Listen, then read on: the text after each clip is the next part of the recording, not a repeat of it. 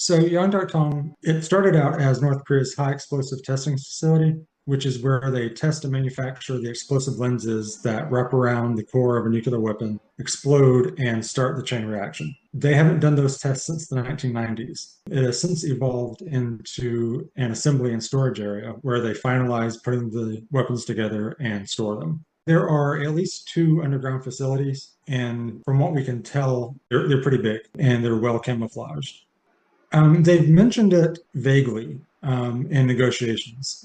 They'll say, we have X number of nuclear facilities, and then it's up to us to kind of deduce, well, which ones are they talking about? But there hasn't been any direct mention of it. Nuclear weapons are a secret everywhere, but North Korea is very tight-lipped about them. There's no real way to have these facilities completely innocuous that just blend in, with everything else. But then you use other tactics to hide what's actually going on.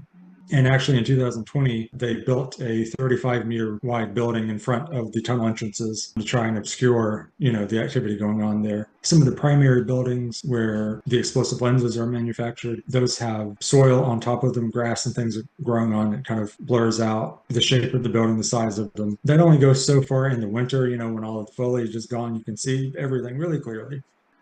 Access is completely cut off.